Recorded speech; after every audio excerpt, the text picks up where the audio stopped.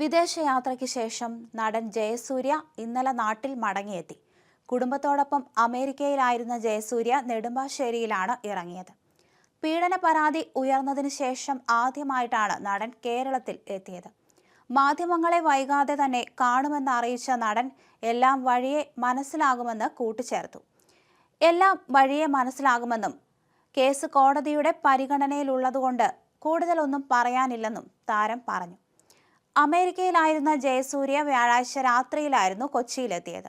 മുൻകൂർ ജാമ്യം തേടി താരം നേരത്തെ ഹൈക്കോടതിയെ സമീപിച്ചിരുന്നു. 2011 തൊടുപുഴയിലെ ഷൂട്ടിംഗ് സൈറ്റിൽ തന്നെ കടന്നുപിടിച്ചെന്നാണ് നടിയുടെ പരാതി.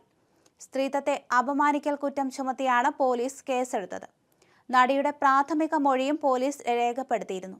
ഷൂട്ടിംഗ് സൈറ്റിൽ വച്ച് തന്നെ കടന്നുപിടിച്ച് ചുംബിച്ചെന്നാണ് നടി മൊഴി നൽകിയത്. തനിക്കെതിരായ പീഡന ആരോപണം ജയസൂര്യ നേരത്തെയും നിഷേധിച്ചിരുന്നു.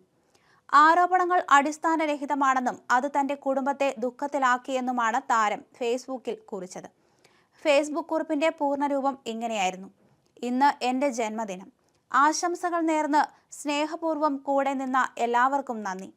വ്യക്തിപരമായ ചില അത്യാവശ്യങ്ങൾ കാരണം കഴിഞ്ഞ 1 മാസത്തോളമായി ഞാൻ കുടുംബസമേതം അമേരിക്കയിലാണ്. ഇതിനിടയിലാണ് തീർത്തും അപ്രതീക്ഷിതമായി എനിക്ക് നേരെ 2 വ്യാജ പീഡന ആരോപണങ്ങൾ ഉണ്ടാകുന്നതും. സ്വാഭാവികമായും മറ്റേതൊരു വ്യക്തിയെയും പോലെ അത് എന്നെയും തകർത്തു. എൻ്റെ കുടുംബാംഗങ്ങളെ അഗാധമായ ദുഃഖത്തിലാഴ്ത്തി. എന്നെ ചേർത്തു നിർത്തിയ ഓരോരുത്തർക്കും അത് വല്ലാത്തൊരു മുറിവായി, വേദനയായി.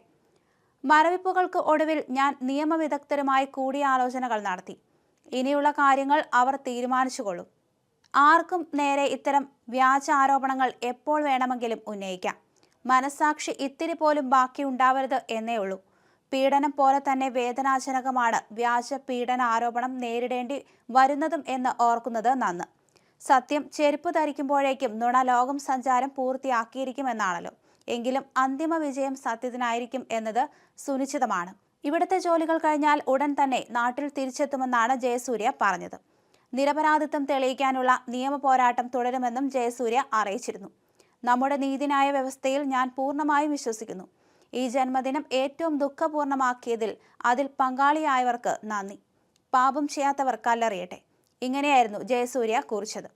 അതേസമയം നടൻ മുകേഷ് ഉൾപ്പെടെ 7 പേർക്കെതിരെ ലൈംഗിക ആരോപണം ഉന്നയിച്ച ആലുവ സ്വദേശിയായ നടിക്കെതിരെ യുവതി രംഗത്തെത്തിയത് ഇന്നലെയാണ്.